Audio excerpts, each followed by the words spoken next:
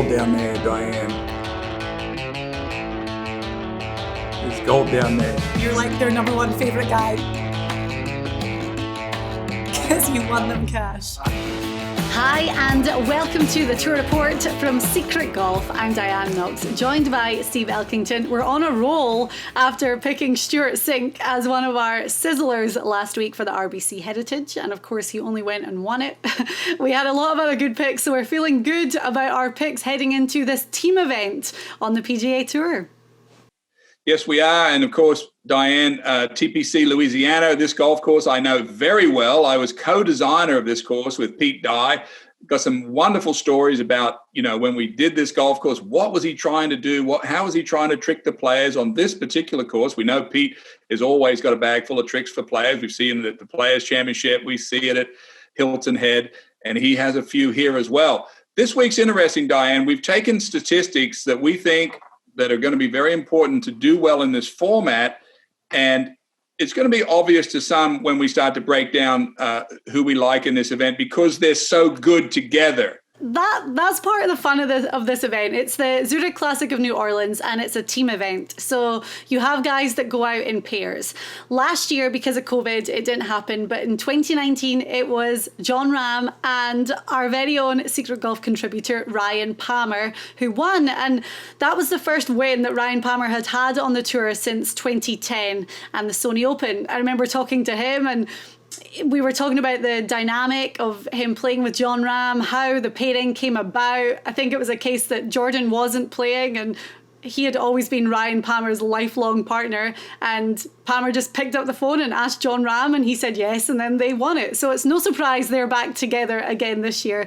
But there's got to be really cool backstories as to how some of these pairings come about. Of course. And of course, the format is interesting, Diane. The first day is best ball, which is familiar to everyone. It's just both players play their own ball and the best score goes on the scorecard. Second day gets a little interesting. It's an alternate shot, which they only play one ball between them, and then they repeat that once the cut is made on Saturday and Sunday. So, Elk, as you said at the beginning, you co-designed TPC Louisiana with Pete Dye. So there's got to be some great stories involving that. So take us back to, the year it happened and how it came about that you were going to be involved in this. Yeah, there were some players that were, there's been tons of players that have been invited to join a co-designer to help, keep an eye on the golf course designer, what the players may like. I mean, I didn't have a ton of input, but I was there every day that Pete Dye was. But the big challenge of New Orleans, Diane, of course, is it's below sea level. And when we got there, this place is a swamp. And I was so interested because I studied horticulture and agronomy, in college. I was so interested in how Pete Dye was going to get this golf course to actually work. And one of the most interesting things that happened was that he built a moat around this golf course and lowered the water table off this piece of land with pumps and a system that would get that water off the golf course and make that little island feel like that it was above sea level. So it's that was where we had to start with this course. It only has an elevation change of about plus or minus 3 feet. The bunkers can't be very low. The mounds can't be very high. So how did he make it tricky? It's all with the way he positioned everything and these crazy angles that Pete wants you to look at something and make you get scared of it and go away from it. And we're going to be talking about that a lot this week. If you were to pick one hole around TPC Louisiana that's your favorite hole, maybe the most challenging, the most interesting, which one would it be? Well, the 18th hole, Diane, is a par 5 that plays downwind and has the lake all the way down the right-hand side. And if a player was brave enough to take on the water all the way down the right, he could actually get to the green in 2 and possibly make an eagle. And if he didn't go down the right-hand side, we have him pinned off with some fairway bunkers down, some cross bunkers, so he can't go way down there. So we wanted to make the last hole as dramatic as possible. Eagle or a 6, a 3-shot swinger. So I just think we've seen a lot of tournaments where, a guy's got a 1-shot lead. If you get a 1-shot lead on TPC, it's not over. And for the past couple of weeks, you've been doing these drawings of kind of signature holes around the course. We did all 18 for Augusta National. We did 4 holes that really stood out around Harbour Town Golf Links last week. This week, you've drawn all 18 again, because obviously you know them inside out. And you can really go through that strategy and those design elements that Pete Dye always has in mind. Well, my goal with the drawings, Diane, I've drawn holes my whole life when I was a kid in school and got in trouble for it probably, but always designing holes. But I think the interesting part this week will be that I can tell you what the designer was trying to do to the player, and I can tell you the way we try to play it. And I think we've had a lot of good feedback, because we get so much feedback. Oh, I didn't know that was like that, or I didn't know why they go over there, or I didn't know Pete Dye was actually trying to do, all these different comments. And it was just a luck of the draw thing. I put it down as like, okay, here's where we're trying to go, and here's what we're up against on this hole. And it's been very interesting. It's been good feedback. Okay, great.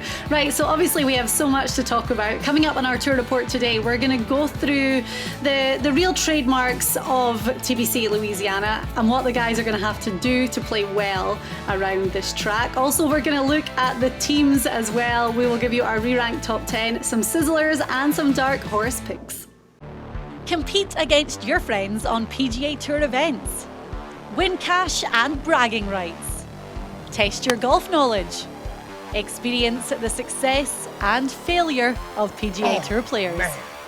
SG Tour app is an engaging golf experience designed by professional golfers that created a variety of games, including single and multi-day games, as well as tournament-long contests. It's really simple. Join or create a game. Pick 4 players and win cash. You can even immerse yourself in interactive features, including course strategy, putt predictor, and daily content exclusively from PGA Tour players. The word is out and golf fans are catching on. So don't miss out. Download the SG Tour app now. This week on the PGA Tour, it's the Zurich Classic of New Orleans at TPC Louisiana. Now, Steve Elkington, co-designer with Pete Dye. So when it comes to talking about this golf course and handicapping the field, I mean, let's be honest, we're joined by the best person to do that.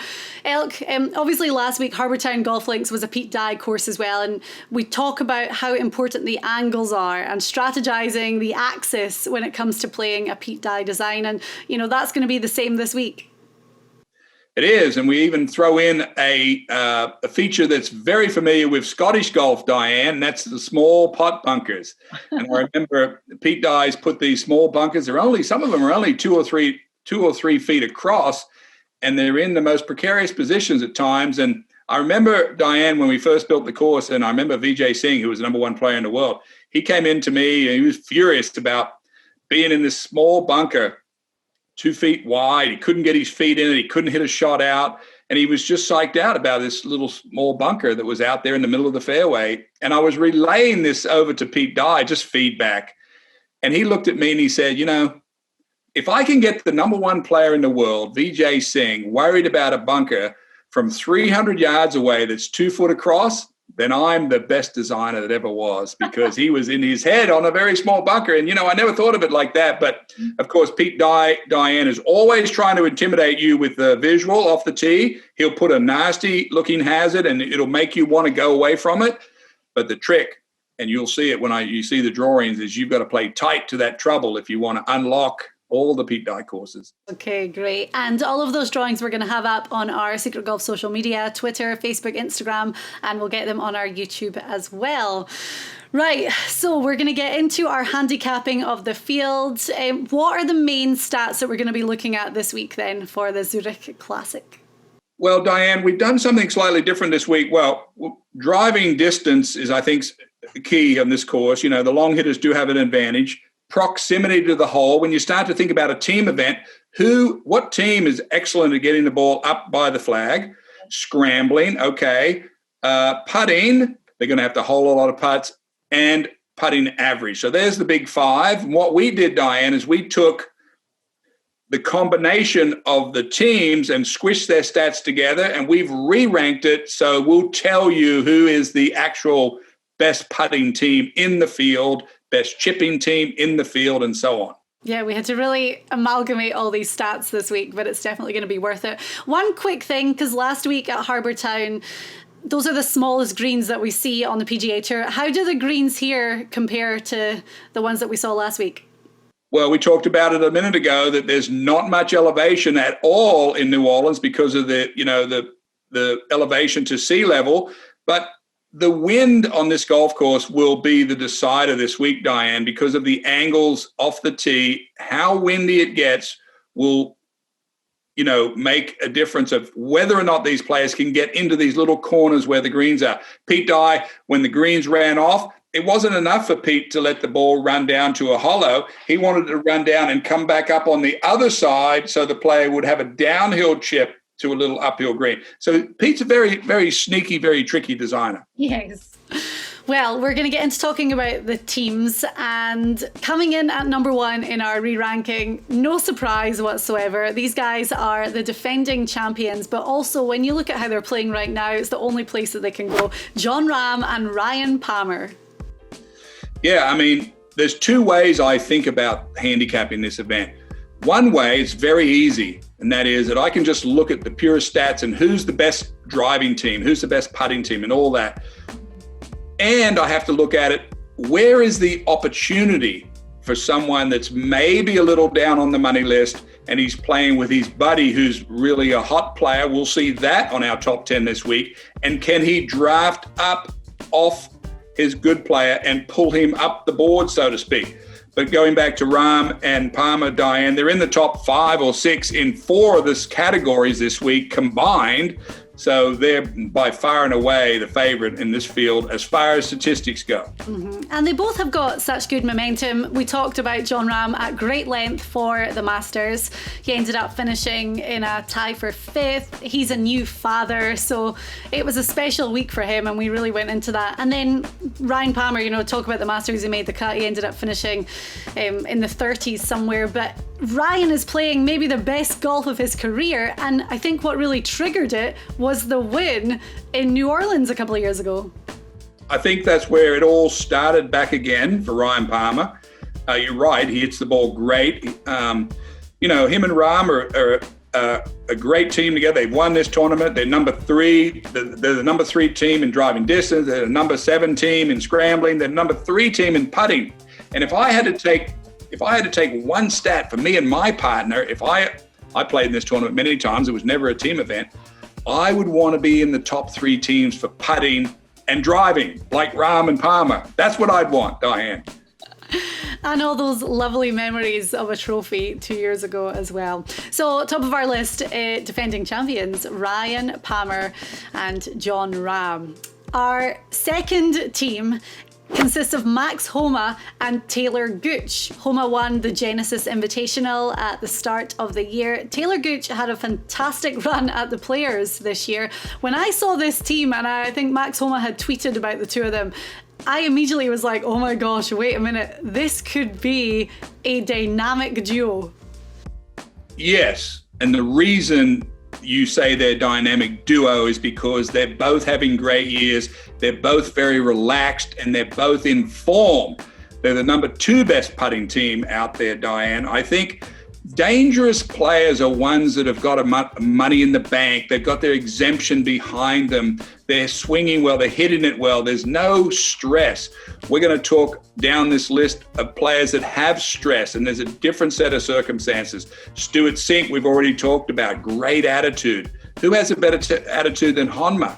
I mean, these guys are going to be just settled when they get there, Diane. It's going to be all about playing their game. Okay, so Max Homa, Taylor Gooch coming in at number 2.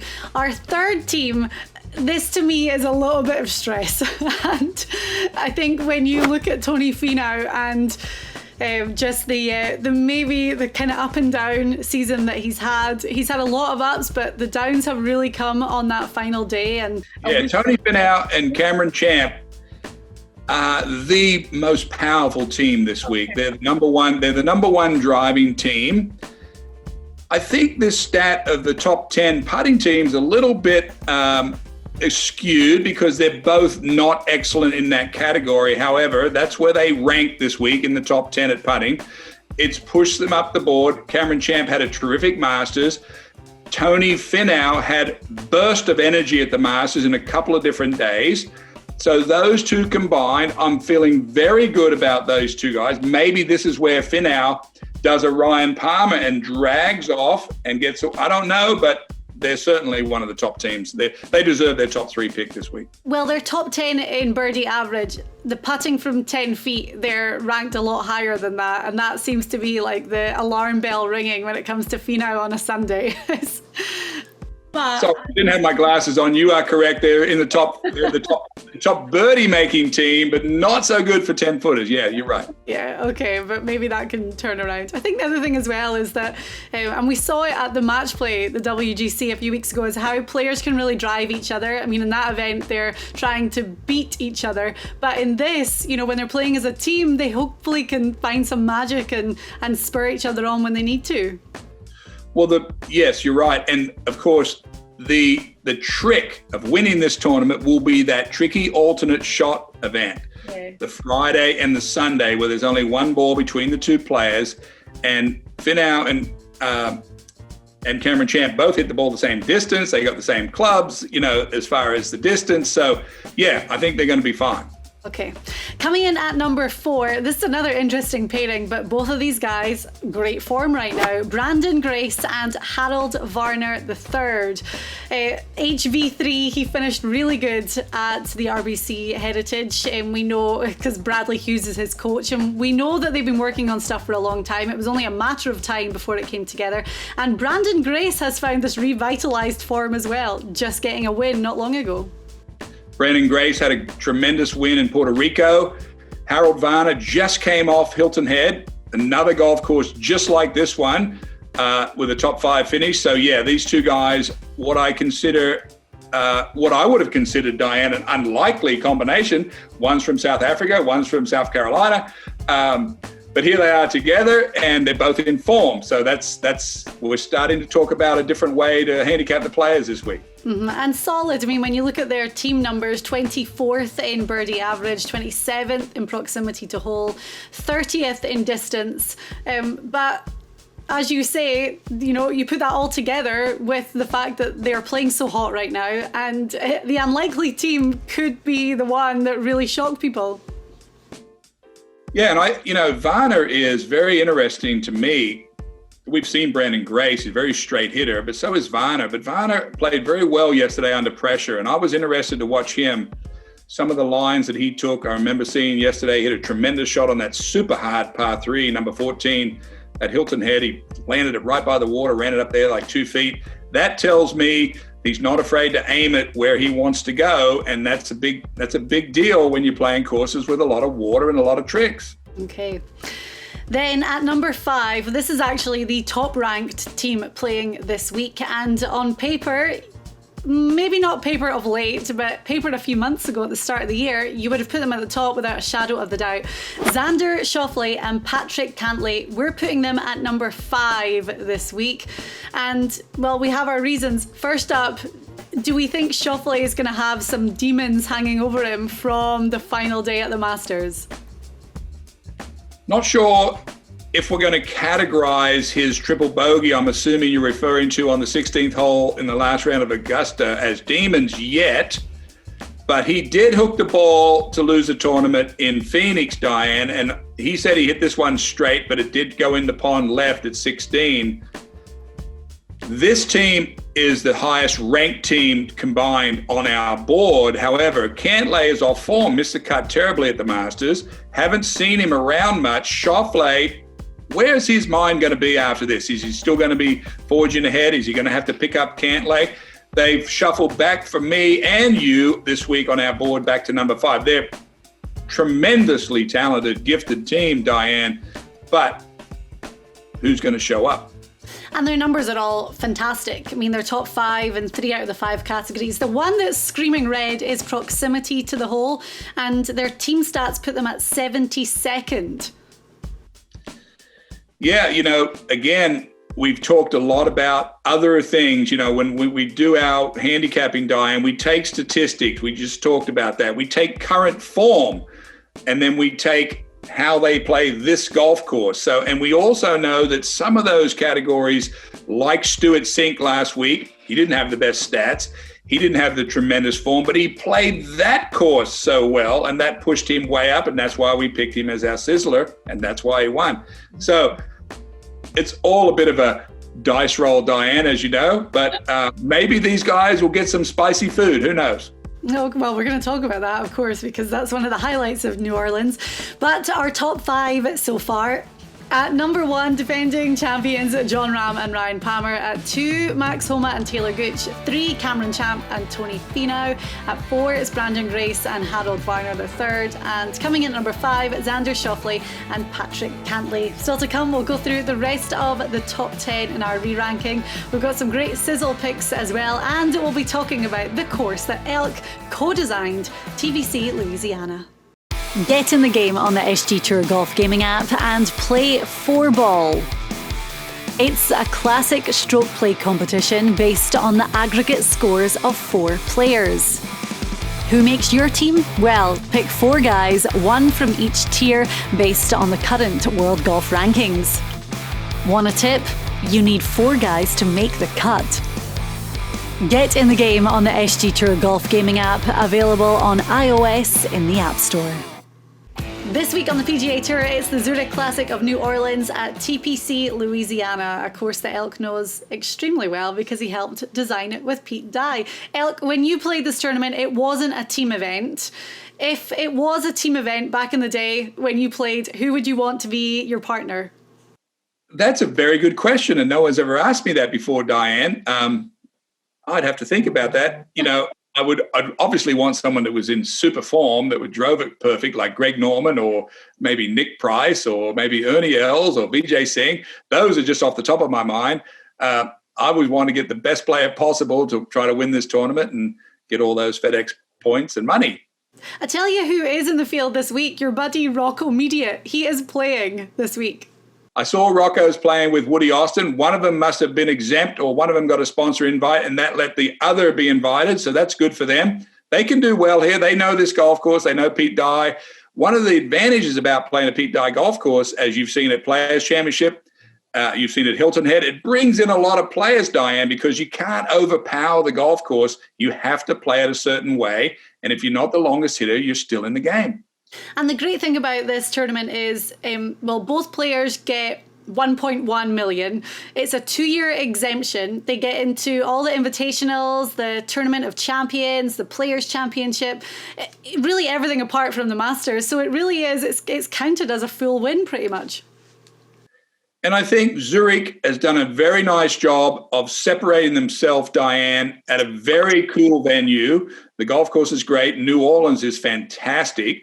But they have a team event, and I think that with the Ryder Cup this year, we're going to be watching exactly this format in the Ryder Cup. So I think it's tremendous. And I tell you who else will be looking at this will be Steve Stricker, who won yesterday on the Champions Tour. The captain of the Ryder Cup team will be looking at who is going to play well this week. Okay, well, we're going through our re-ranked top 10. We've got Jon Rahm and Ryan Palmer at number 1, Homa and Gooch at 2, Finau Champ at 3, Brandon Grace and Harold Varner III at 4, and coming in at number 5, Schauffele and Cantlay. At number 6, this would be a fun team. This would be the kind of team that you'd want to go out for a drink with afterwards. Joel Damon and Lanto Griffin at number 6. This will be Team Loose. Damon just got his first win a few weeks ago. I like this team, Diane. This team reminds me a lot of what we talked about earlier with Honma and Gooch. This is 2 good friends. Damon's just very loose player, playing very good golf at the moment. This is one of the chances I talked about of a friend drafting along of someone that's in super form. Mm-hmm. Yeah, and as you say, Joel Damon getting that win, then that momentum certainly is going to carry forward. And Lanto Griffin has been playing good. I mean, missed a cut at the Masters in last week, but I think apart from that, he's having a really solid season. At number 7, oh, you're going to be so big on this team, and I can't believe that you didn't push them up higher than this. Cameron Smith and Mark Leishman. Cameron Smith with the mullet, coming off a top 10 finish at the RBC Heritage last week. And Leishman, I mean, that finish at the Masters, these guys have got all the form in the world. They certainly do, Diane. Of course, you know how big I am on the Aussies, but Leishman is in form, just finished 5th at the Masters. Cameron Smith won this tournament with Jonas Blix about 3 or 4 years ago, so he knows that course. And that combination for me, Diane, Cameron Smith, who's in form, was right there after 2 rounds at Hilton Head, faded a little on the weekend, playing good at this event before, Leishman in form. Boom. This is going to be a great week for the Aussies. Yeah, I think so too. And they're buddies. They played a practice round together at the Masters a few weeks ago. There was pictures on social media. They've had President's Cup time together. So yeah, I'm so big on Cameron Smith and Mark Leishman too. Coming in at number 8, well, a guy who performed so well at the WGC match play a few weeks ago that he won it. He also won this event in 2018 with Scott Piercy. Not playing with him this year, Billy Horschel is teaming up with Sam Burns. This is a very powerful team, Diane. And the reason it's powerful, not because Billy Horschel just won the match play, but young Sam Burns, he's the local boy, played golf. He's from this area, grew up on this exact golf course or close to it, knows everything about it. He will be the local favorite this week. Sam Burns is a powerful player. We saw him have a 3-shot lead with 10 holes to go at the LA Open, hasn't got his first win. Will he draft off Billy Horschel's confidence and his ability and his experience to win? Will this be what he needs to drag him across the line the first time? We hope so. I would love to have Billy Horschel as my teammate because I think he would give the best motivational chats and he would keep you going throughout. He seems to be that way. Right then, coming in at number 9, Victor Hovland and Chris Ventura. An interesting team, and this is another one of those situations where you've got one guy who could really pull the other one and pretty much change his whole entire life. Well, there's one reason I've got this in this spot, Diane. This is the number 1 putting team from 10 foot and outside. They're the best of anyone in the field combined. So this is another opportunity. We've talked about this at the top, which is how do you handicap this field? Okay, Rahm and Palmer, easy. They're in the top 5 in all these stats, but this is a sneaky one. And this is Victor Hovland, who's a tremendous young man. He's doing great things on our tour. Chris Ventura has played enough good golf to not be daunted by this moment playing with his good friend, the number 1 putting team. I think these guys could get hot, Diane, and run up the board very quickly. Chris Ventura, as you say, they're both Norwegian, and he's had 2 wins on the Corn Ferry Tour. He's had starts on the PGA Tour as well, and his name has been there or thereabouts quite a few times, especially earlier this season. So we're going to have our eyes peeled for Victor Hovland and Chris Ventura without a shadow of a doubt. Then finishing our top 10, Dylan Fratelli and Kevin Streelman, another pairing that caught your attention right away. Yeah, well, I love Streelman. I think Streelman is a solid player. Fratelli, you were big on Fratelli. He didn't get off to a good start at the Masters, but this is another powerful team, Diane. They've got good stats. They're a great driving team. They're just solid all the way across the board. And I just think, how do you handicap the back end of this where you sort of can give people an idea of who has a chance and what combination could work? There's a ton down here that are not in form, but these 2 guys are in form enough, Diane, to just be quirky enough pairing to run up the board. And I would think that Streelman's game would fit this course well. Dylan Fratelli hits the ball a mile, and you had a great story about, was it Duffner that played with him recently?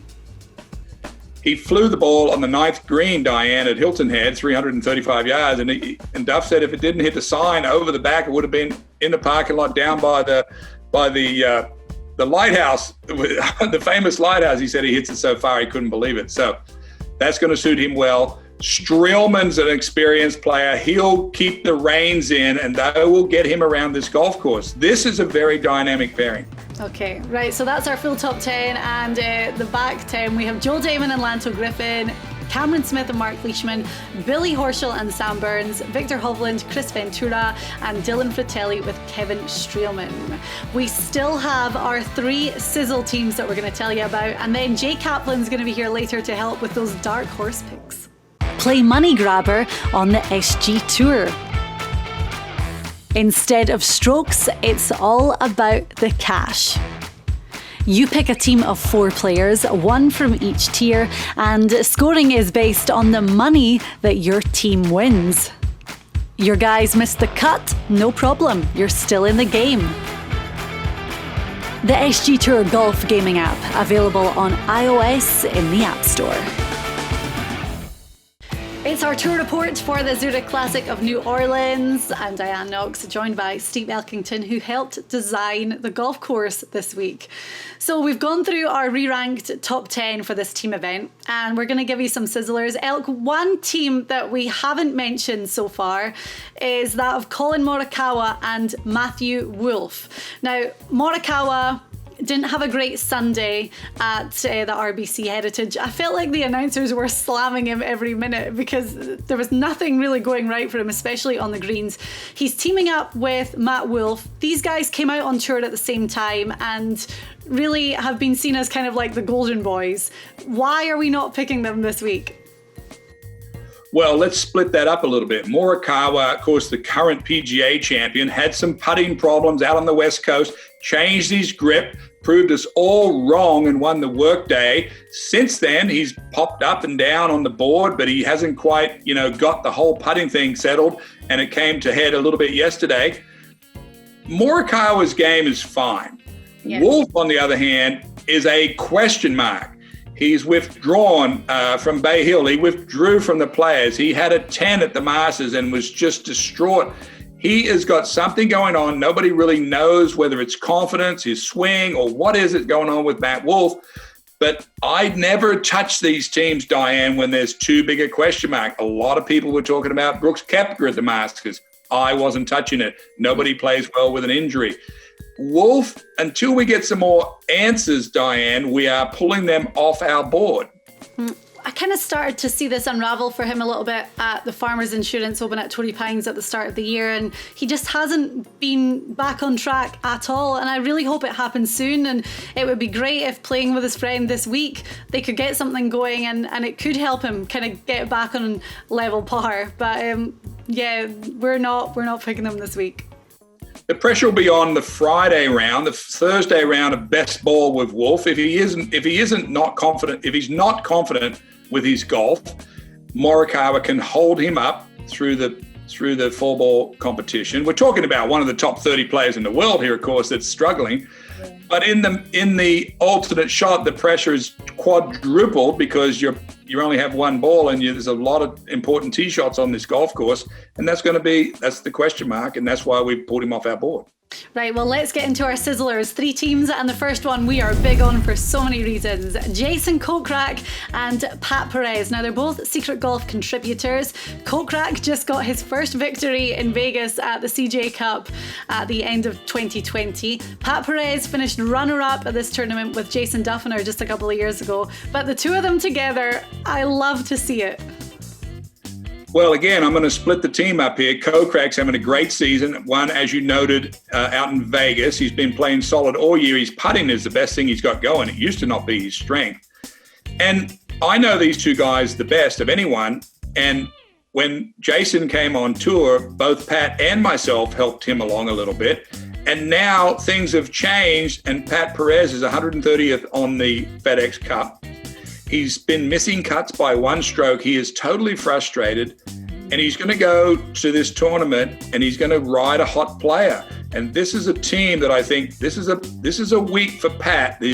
I know personally he'll have all of his focus because Pat understands he's been on tour 20 years. He knows that this is a week for him to draft off Kolkrack's confidence and let him drag him into form. And this is a very, very good pick if you're thinking about some odds. Mm-hmm. And we haven't even talked about odds so far, but they're 66-1 as a team. So, I mean, the highest odds that we've talked about with any of the teams on the show so far. But when you look at their team stats, birdie average, they're 4th, and putting from 10 feet and out, we've already said that Kolkrack's strength is on the greens right now. They're 6th. So the numbers are good. They're such good friends that they're going to enjoy the week anyway. So we would love to see it. Well, and you've noted already that Perez has played well in this tournament. I just think opportunity knocks not every week on tour. This is a very, very perfect storm for an opportunity for Pat and Jason for that matter. There'd be nothing better than those two guys to win this tournament. Okay, I like it. Our second team, the English team of Danny Willett and Tyrell Hatton. What is it about these guys that, I mean, they're 22-1. I'm guessing that Hatton has like really pulled those odds down a bit. We've seen some good golf from Danny Willett recently too. Yeah, Team England right here, Diane, is this is very interesting to me. Willett, the Masters champion, has been totally hot or cold in the last year or so on tour. And last week he played really well at Hilton Head. And when Willett plays well, he isn't really straight. Of course, Hatton, we know, is a straight hitter. He hasn't quite regained the form that won his first tournament over in Dubai earlier in the season. He is also a very straight hitter. These guys played a lot of golf together. This format is perfect for them. The question is, if you were laying money, Diane, would you be betting on the Aussies this week to beat Team UK or vice versa? And that might be a wager I may have to take. I'm very loyal to the United Kingdom, but I would pick Team Aussie this week. I hate to say it, but I mean, and I like them as a team. I think that it could be one of those things where I just love the dynamic. I love to think of the two of them together playing golf as a team. These are two guys that I think could really get going with that as well.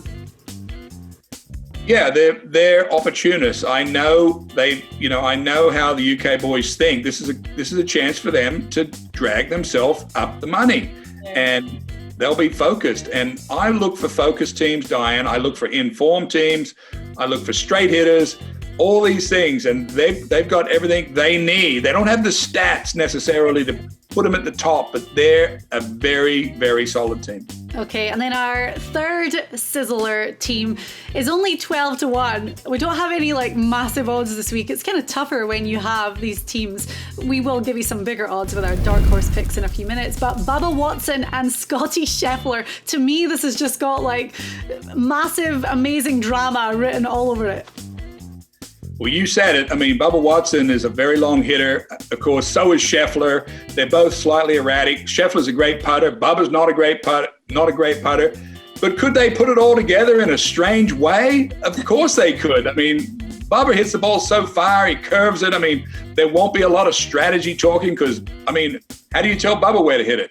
Yeah. But, it's just another interesting pairing that, honestly, Diane, I would go watch these guys play a few holes if I was out there. That's what I mean. The entertainment value is there for sure. They're number 4 in driving distance for the team, and you've already said that distance is important around TPC Louisiana.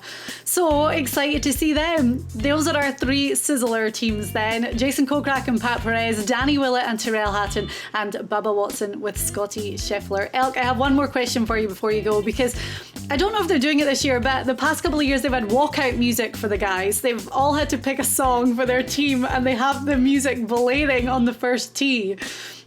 What song would you typically pick? I knew after you asked who my partner was going to be, I knew this question was going to come from you. Saving it. And I don't have a good answer, but I'll post it this week. I'll make a clip of it. We'll clip it from YouTube and we'll put it up. This is our walk-in song would be. With my fictitious partner. Okay, and all of your illustrations we're going to put on social media and on our YouTube as well.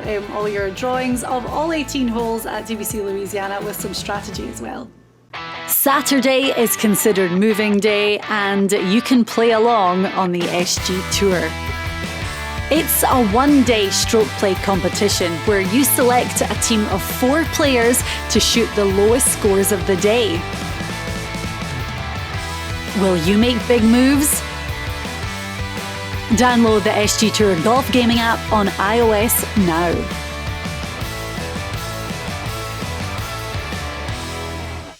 We are on to the dark horse picks for the Zurich, the team event on the PGA Tour. We've been talking about all the teams on our tour report so far today, and now it's time for the dark horse picks. Jay Kaplan, it's down to you and I to try and get some good picks going today.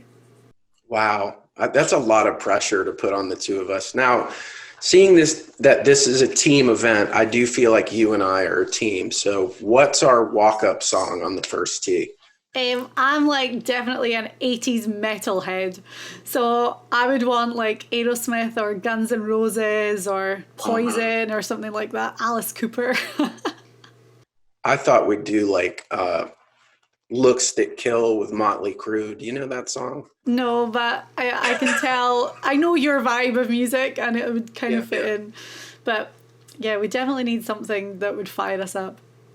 Yeah, I think so. I think hair metal for both of us makes a lot of sense. Yeah, especially for you. Okay, well, we're doing these dark horse picks and normally we have like some sort of reasoning behind our picks. And we do like to go with the higher odds. This week, it's kind of tricky. As we said, we've amalgamated the stats for the 2 players in each team. And, in theory, that really jumps up some guys' teams. It really brings some down. It's a complete shot in the dark for me this week, but we're going to see how it goes. Do you want me just to crack on with it? Yeah, go ahead. I'm waiting with bated breath to hear your... When we did our re-ranking, this team jumped up a huge amount of places and, we have their numbers, the amalgamated stats. They are first in proximity to the hole and 7th from putting from 10 feet and out. So those 2 stats to me were like, great. Those guys are going to get it close. They're going to make the putts. So as long as everything else works out fine, they're not too bad. They're 33rd in distance, which we know is going to be key. But my team is Grayson Murray and Rob Oppenheim.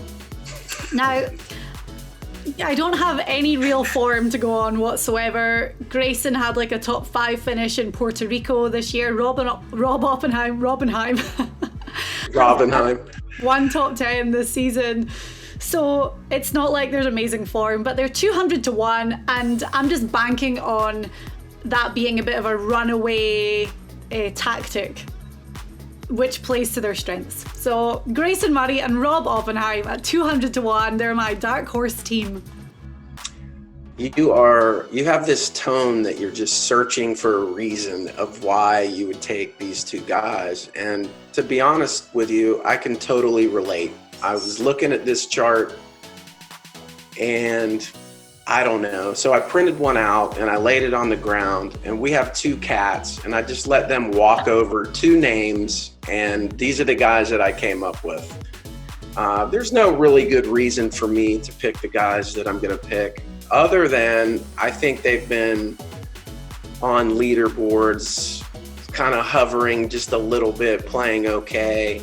And I'm counting on their bro bond to pull them through this week. I'm going with Chase Seifert and Matthew Naismith. Now, why? Again, Ruby walked over their name. That's right. I said Ruby. That was your cat's name. That's my cat. Seifert actually has a T3 at Honda. They've both actually finish midfield in their last 3 or 4 events. So what I'm counting on is they both play consistent golf over the weekend, and they actually can do a T15 or a T10. They're 100 to 1. Their stats combined don't really blow anybody away. They're 49 driving distance. Their proximity to the hole is their highest stat this week. They come in a combined 22nd. So that's a good sign. They're going to be in play. They're young guys. I don't know what song they pick. I don't really care. I just want to make sure that they're top 15. Then I feel like this is a warranted pick. So if my cats think it's cool, then I think it's cool. It's Seifert and Naismith for me. Cool for cats. That's a song. That could be a great walkout song. Stray cat strut. Okay. Good. We'll go with that. And you've picked Chase actually as your dark horse a couple of times this season. So. And you've had Naismith, I think. A lot. Yeah, And I think I picked him as a real dark horse. I was extremely passionate about a week that he crashed and burned. So. Yes, very true. There's one more dark horse pick that I was thinking on. It's actually you. Oh. Yeah, no, but it's you because today's your birthday as we're recording this, and you're glowing. Look how much younger you look than you did yesterday. Thank you. That's nice. Yeah, birthday. Birthdays are fun, but adding on an extra year is not the best. But it's okay. Who's counting? I do actually have another dark horse pick that kind of came to me, but I knew that you would shout at me because it's 80-1. But at 80-1, I just think there's good value in that for potentially a top 10 finish. And it's Brandt Snedeker and Keith Mitchell. Knew it. Yeah. I knew it. Yeah. Only because they've definitely gone through like a real valley in their form, and it's starting to turn around. Mitchell played great at the Valero Texas Open.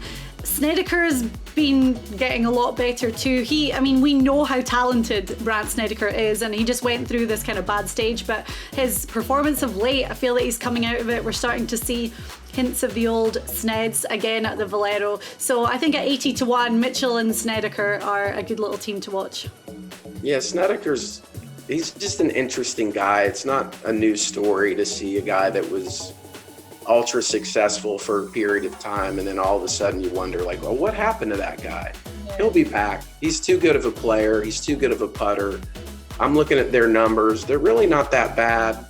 It's not a bad idea. Why you didn't go with them first, I don't know. But I guess since it's your birthday, this will be a gift from you to the world that you're giving on behalf of yourself. You so love thanks for Rob that. Oppenheim, so don't start. You're just mad that I picked that team and you didn't. I love Rob Oppen. Okay, well, thank you very much for watching our tour report for the Zurich Classic of New Orleans. It's going to be good to watch the team again. It's just a bit of a fresh perspective when it comes to weekly golf on the PGA Tour, so we love it. Next week, the guys are back in Florida. I feel like the schedule's a wee bit all over the place because we've got this like mega season, but it's the it's the Valspar at Innisbrook near Tampa next week. So we will be back next Wednesday with our tour report.